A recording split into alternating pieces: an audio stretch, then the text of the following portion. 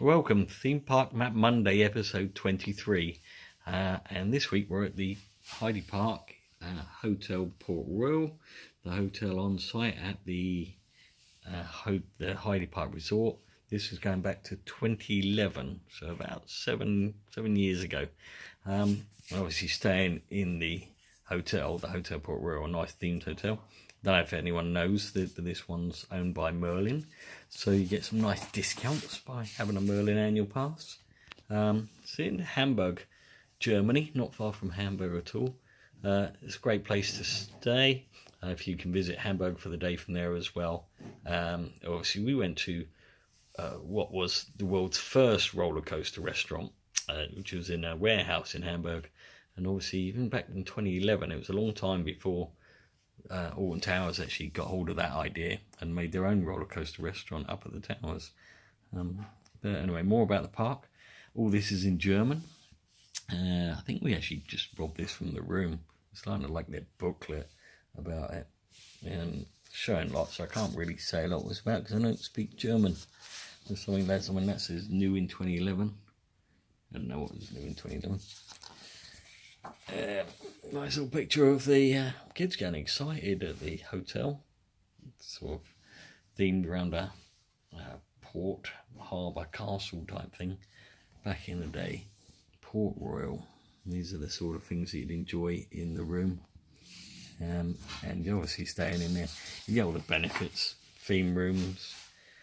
Actually, there's great theme rooms that they had there.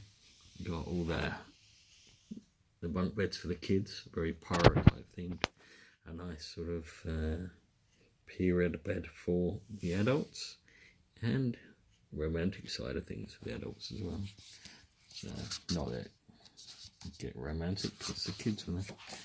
And then we got some fantastic entertainment. The entertainment was actually in like the hotel, right by where the restaurant was, and there was a big stage.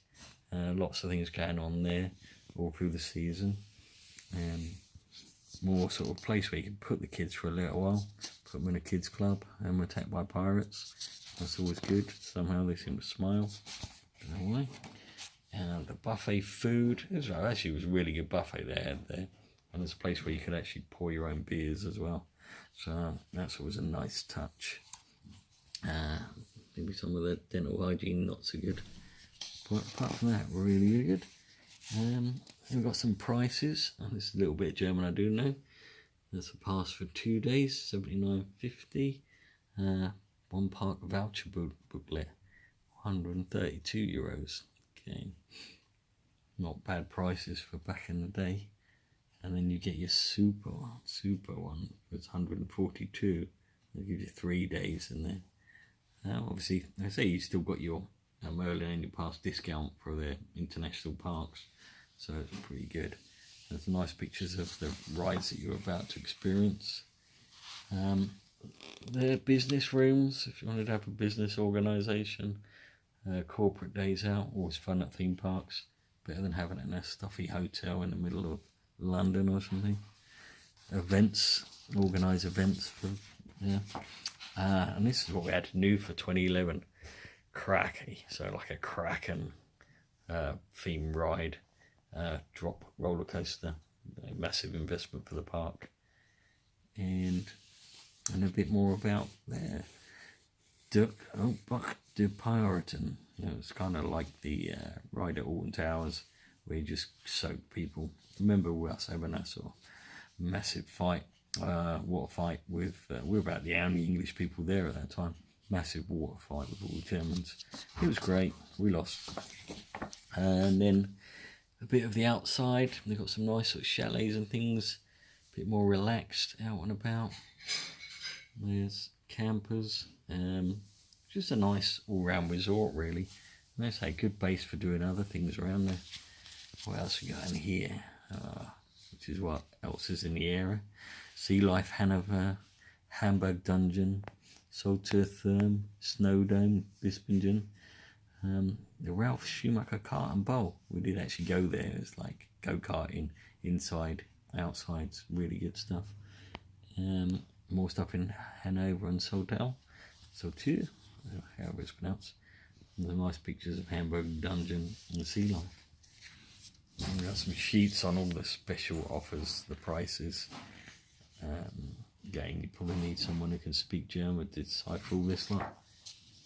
I don't think back then they were so geared up for international guests. It was more designed for the Germans, which is predominantly, they say we were very much in the minority going as the English, so lots and lots of German people. But still a nice, friendly feel to the place. They're well worth a visit. Put that out of the way a bit, and then we've got the park maps, the park plans. This is what everyone's generally interested in. I've got one in German and one in English. So Krake, Germany's first dive coaster, and a park plan. The English one's a little bit smaller. So it's got like anyone dropping anchor at the Port Royal's Pirates Outpost to other the Treasure Island of themed hotels, which are whole world adventure and experiences waiting to be explored. Nice little introduction to that. Fantastic adventures. Krake, Germany's first dive coaster. Strap mercilessly into your seat, your feet dangling helplessly as they scrabble for hold. You find yourself being lifted, which seems like miles above the Heide Park lake. Once you're up there, there's no going back. For a few tortured seconds, terrified gaze rests on the shipwreck far below, caught in the clutches of the beast, and then all of a sudden you find yourself plunging downwards right into the black maw of the Kraken. Will you escape the dreaded beast? Well, we did. We're here. That's all good. So, loads of other rides on there. Really good park. Nicely spread out. Don't remember there being many queues either. So, we really enjoyed the place. Got a nice overview of the map. As usual, you can see that. Very busy park with plenty to do. So, Port Royal at the entrance to the park. So you'd sort of arrive up this end into the hotel rooms, nice themed hotel rooms, out into that, and everything will just unfold before you. You got the Scream, which is the big drop tower, and then Screamy for the little kids. Lots of areas like, I can't pronounce most of them, lots of themed areas, very sort of Germanish. It's all lovely. You've got Limit, which is another superb coaster. Mayer Town, nice little Mayan village, and the Colossus, huge roller coaster, which everyone enjoys. The desert race, I know it's a dessert race, but it's not a race for food. It's just a kind of Rita type ride again. Lots of little things going on all over the park. Mountain rafting, the monorail. Again, love the monorail ride. The station, I don't know, there's something that seems to be becoming less and less around in British parks. But, yeah, you know, a lady Statue of Liberty right in the middle of the lake. Great for pictures and stuff. I'm not quite sure why she's there though. Maybe it's a gift from America. I don't know. Lucky Land, lots of going on there. Lots of stuff. Again, what I like about it is a nice assortment of rides for kids and adults as well. So there's a lot of parks, you can go one way or the other. Obviously on this year, 2011, really pushing the Kraken ride. So it was great. And we go back to here, which is the main entrance for everyone else arriving at the park who's not going through the hotel. Hotel benefits, same as normal, fast passes, early entrance, discounts, and you know, full immersement. It's always nice to stay in the resorts, hotels if you can, because you know, just the magic continues once you're there. There was a great little trampoline show as well, a bit like what they do in Cirque du Soleil, like off the top of the buildings, lots of stunts and things as well. But yeah, definitely worth a visit. I think our main base before we had a couple of nights in the hotel was actually at one of the centre parks in Europe. We've always found that like centre parks Europe, because their holiday times are different to England, you get some good discounts, get some even better discounts if you book in advance.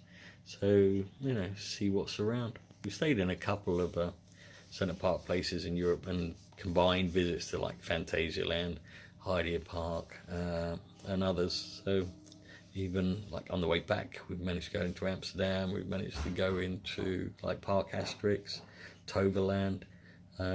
So it's always kind of good, makes a bit more of a worthwhile venture. but definitely worth a visit with this one. We also got the map in German. Again, I'm not going to pretend to read it. It's just interesting that the one in German was slightly bigger. I don't know why, but if we're feeling a bit left out being English and having the smaller map, and this one was so much bigger. It's like, was there more information on it? I don't know, because I couldn't really read the thing. But you can see English, German, English, German. So much bigger. So basically the same, bigger scale. German writing. Still I like it where you get like Wild Wild West, because that's in English.